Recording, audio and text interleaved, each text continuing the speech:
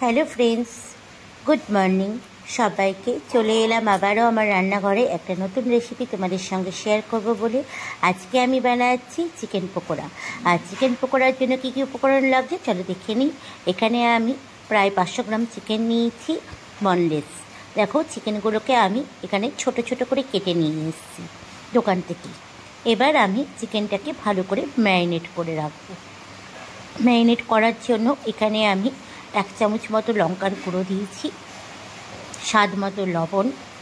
এবার দেব হচ্ছে আদা রসুন পেস্ট।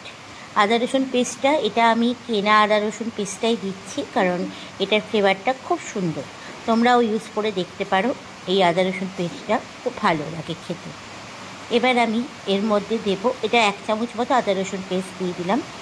এবার আমি দেব হচ্ছে শেজওয়ান সস। শেজওয়ান সস দিলে পারে একটু চিকেনটা বেশ সুন্দর লাগে খেতে, তার জন্য স্পাইসি হয়, তার জন্য আমি একটুখানি শেজওয়ান সস ইউজ করলাম।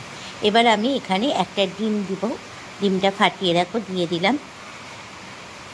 এবার আমি দেব এখানে 1 চামচ মতো কর্নফ্লাওয়ার, বড় চামচের 1 চামচ মতো কর্নফ্লাওয়ার দিলাম। দেখো, এখানে আর একটু সামান্য দিয়ে দেব কর্নফ্লাওয়ার। দিয়ে সবগুলো একসঙ্গে ভালো করে মিশ্রণটার মধ্যে মাখিয়ে রাখবো। এইভাবে ভালো করে মিশ্রণটা মাখিয়ে রেখে দিলাম। এই দেখো, ভালো করে মাখানো হয়ে গেছে আমার। এবার আমি এটাকে প্রায় 1 থেকে 1.5 ঘন্টা ঢেকে রেখে দেবো। কারণ এখন যত এটা মানে টাইম দিয়ে তোমরা রাখবে তত ভালো, ম্যারিনেট যতক্ষণ তোমরা করে রাখবে। তো 1 থেকে 1.5 ঘন্টা পর আবার চলে এসেছি। আর এখানে দেখো, চিকেনটা আমার ভালো মতো ম্যারিনেট করা হয়ে গেছে। আর এখানে আমি বিস্কুটের গুঁড়ো নিয়ে নিয়েছি একটা প্লেটের মধ্যে। আর এখন এবার এই চিকেনগুলো 1 পিস করে তুলে বিস্কুটের গুঁড়োর মধ্যে ভালো করে মাখিয়ে নেব। এইভাবে এই যে দেখো, চিকেনগুলোকে আমি একটা একটা করে তুলে বিস্কুটের গুঁড়োর সঙ্গে ভালো করে মাখিয়ে নিচ্ছি।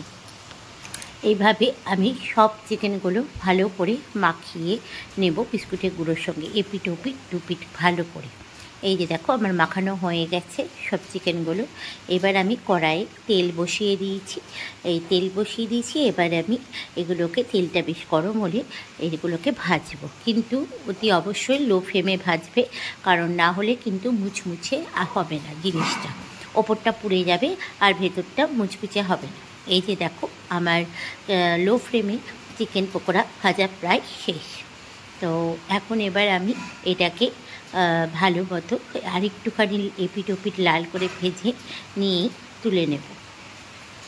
ভালো করে লাল করে ভাজবো, কম আছে। তো এখানে দেখো, আমার লাল লাল করে ভাজা হয়ে গেছে চিকেন পকোড়া।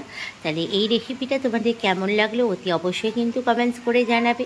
ভালো লাগলে একটা লাইক করবে। আর যারা আমার নতুন বন্ধু তারা কিন্তু চ্যানেলটা সাবস্ক্রাইব করতে ভুলো না যেন।